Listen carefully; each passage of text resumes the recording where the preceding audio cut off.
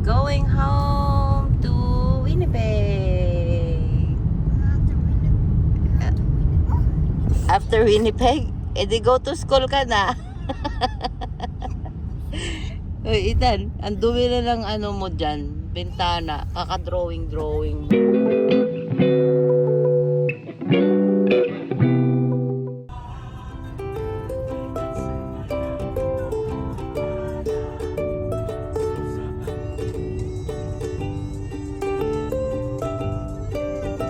Wow, sabi niya.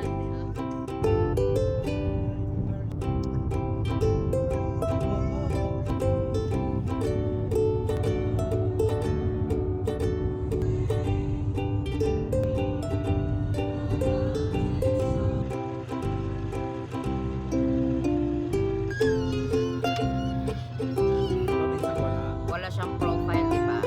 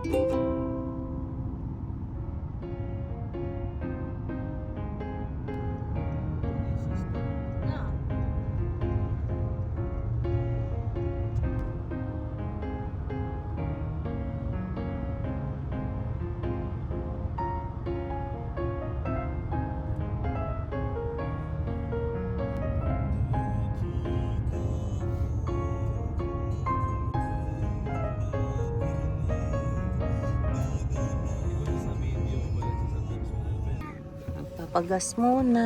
Gising na ba si ate? Apa? Okay.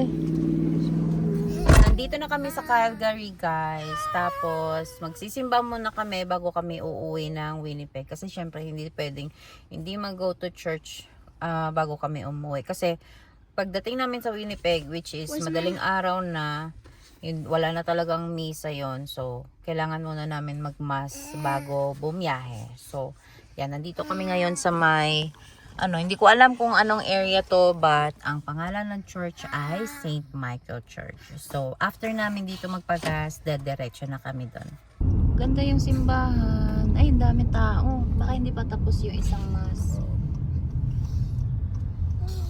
Malapit na yung mag-park na lang muna tayo. Ayan na, St. Michael. St. Michael Church. Simba muna bago umuwi. Saan kaya tayo mag-park? Ha? Ay, parang dito yung nagsimba sila Emma. Ay nga. Oo. Naalala ko to. Alwin and Emma.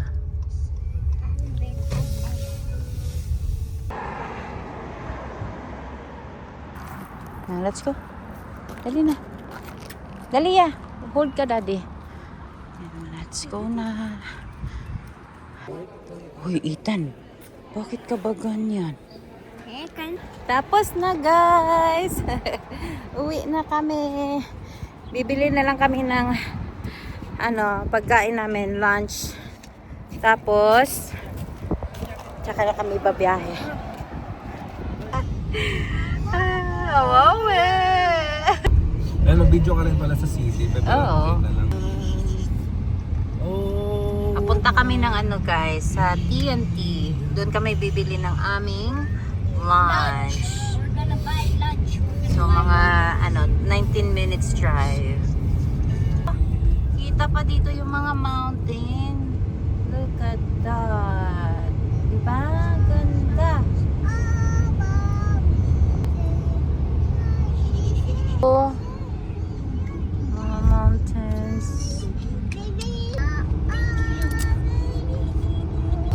Ang ganda. Hindi ako nang shades eh, para talagang makikita ng mata ko lang yung normal na itsura niya eh.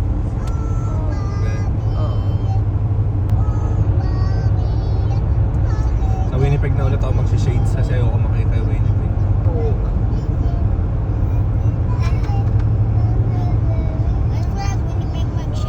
magbibideo tayo. Ayan na pala, oh, nandito na sa gilid. People are saying you're like you're an officer and they're not doing bad. Your officer daw, daddy. They're trying not That's... to do bad. Maybe, no? Maybe. Nasa kaliwa daw eh. Ayan na, oh. TNT. Proud ako, ano, Yan. PNP kayo, tago ng tago. proud TNT. First time natin dito. You're proud being Filipino. tsaka Canadian.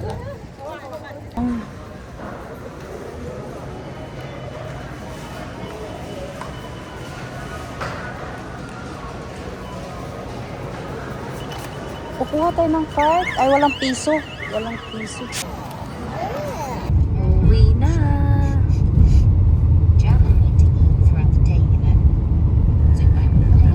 Umiiyak. First stop over. Malapit na naman tayo sa ano. Hala. Well, wipes here.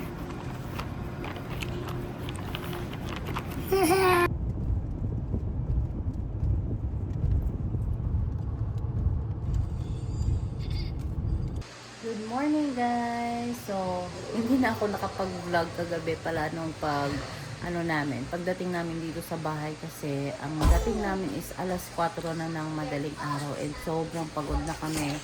Si daddy yung hindi nakatulog, siya lang yung nag-drive from Ethan?